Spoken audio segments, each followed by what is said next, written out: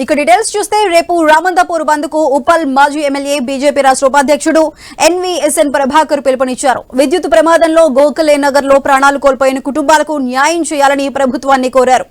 ఈ ప్రమాదం ప్రభుత్వ నిర్లక్ష్యం వల్లే జరిగిందని ఆరోపించారు. మృతుల కుటుంబాలకు 50 లక్షల నష్టపరిహారం ఇవ్వాలని డిమాండ్ చేశారు. బాధిత కుటుంబాలలో ఒక్కొక్కరికి ప్రభుత్వ ఉద్యోగం కల్పించాలన్నారు ఎన్వీఎస్ఎస్ ప్రభాకర్.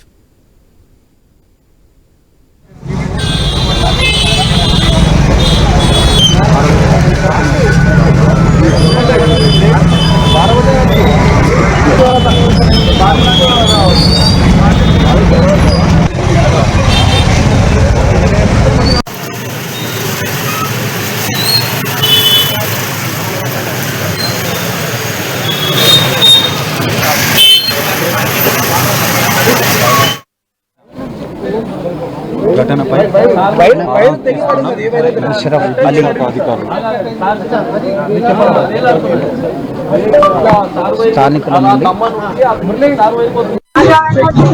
ఒక దురదృష్టకరమైనటువంటి సంఘటన యావత్ రామంతపూర్ ప్రజానికాన్నే కాకుండా హైదరాబాద్ మహానగర్ ప్రజానికాన్ని కూడా కలిచివేసింది. ఒక తీవ్రమైనటువంటి సంఘటనగా ప్రజలందరూ భావిస్తూ ఒక నిర్లక్ష్య వైఖరి వలన 6 ప్రాణాలు బలైనాయని చెప్పని ప్రజానికం అంతా గగ్గోలు పెడతా ఉంటే ప్రభుత్వం మాత్రం నిమ్మకు నీరెత్తినట్టు వ్యవహరిస్తూ మొక్కుబడిగా ఏదో 5 లక్షలు ఇస్తాం నష్టపరిహారం అని ప్రకటించడాన్ని చాలా తీవ్రంగా పరిగణిస్తా ఉన్నాం, తీవ్రంగా తప్పుపడతా ఉన్నాం. హైదరాబాద్ మహానగరంలో ఇటీవల కాలంలో మ్యాన్హోల్ మరణాలు తరచూ సంభవిస్తా ఉన్నాయి. హైదరాబాద్ లోని రామంతపూర్ లో అసలు ఏం జరిగింది? శ్రీకృష్ణాష్టమి వేడుకల్లో 5 ప్రాణాలు పోవటానికి కారణమేంటి? ప్రభుత్వ వైఫల్యమని మాజీ మంత్రి తలసాని శ్రీనివాస్ యాదవ్ బీజేపీ చీఫ్ రామచంద్రరావు ఆరోపించారు. మరి స్థానికులు ఏమంటున్నారు? మా ప్రతినిధి ప్రవీణ్ అందిస్తున్న రిపోర్ట్ ఒకసారి చూద్దాం. అయితే రామంతపూర్ గోఖలే నగర్ లో నిన్న జరిగినటువంటి ఏదైతే శ్రీకృష్ణ జన్మాష్టమి సందర్భంగా మనం చూసుకుంటున్నాం. ఇదే కాలనీ లోపల మొత్తం టోల్గా కూడా ఈ వైర్లు ఏవైతే ఉన్నాయో మనం చూస్తున్నాం, విజువల్ కూడా చూస్తున్నాం.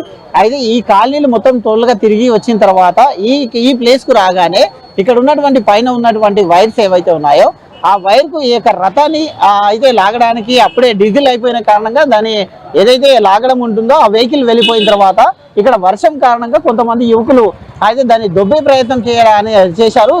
వెంటనే 9 మంది మొత్తంగా కూడా షాక్ సర్క్యూట్ కు గురై అయితే చిందరవందరగా పడడం చూశారు. స్థానికులు గమనించేసి వాళ్ళకి ప్రథమ చికిత్స చేయడం జరిగింది. ప్రథమ చికిత్స చేయడంలో 5 మంది స్పాట్ లో చనిపోవడం జరిగింది. మరో 4 కూడా తీవ్ర గాయాలైనట్టుగా తెలుస్తుంది. మనం చూస్తున్నాం వైర్లు, ఈ కేబుల్ కానీ అక్కడ ఉన్నటువంటి కేబుల్స్ చూస్తున్నాం, కేబుల్స్ కానీ ఈ వైర్లు కానీ మొత్తం టోల్గా తొలగించాలంటూ కూడా స్థానికులు కూడా డిమాండ్ చేస్తూ ఉన్నారు.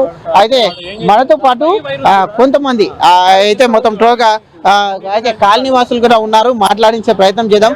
అన్న చెప్పండి, ఏ విధంగా అయింది, ఎట్లా అయింది, ఎన్ని గంటలకు అయింది? ఇది నా పేరు జగదీష్ కుమార్ అండి, సేవాభారతి RSS నేను సేవా కార్యకర్తను, NDRF లో కూడా మెంబరు. ఇది ఈ స్పాట్లో జరిగిందో అక్కడనే పక్కిల్లు మాది. రాత్రి అరౌండ్ 12:20, 12:30 మధ్యలో జరిగింది.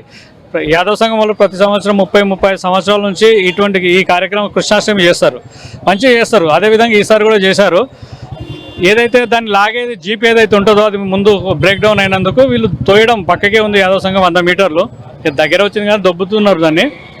పైన హైటెన్షన్ వైర్ నుంచి ఏదైతే కేబుల్ వైర్లు దానికి విద్యుత్ ప్రవాహం ద్వారా దీనికి టచ్ అయినప్పుడు ఆ హెవీ ఎలక్ట్రిసిటీ ఏదైతే మెయిన్ లైన్ పోయే లూప్ లైన్ ఉంటుందో దాని నుంచి పట్టుకుని తోస్తున్న 9-10 మందికి ఇమీడియట్గా స్పాట్గా వాళ్ళకు షాక్ జరగడం అయింది.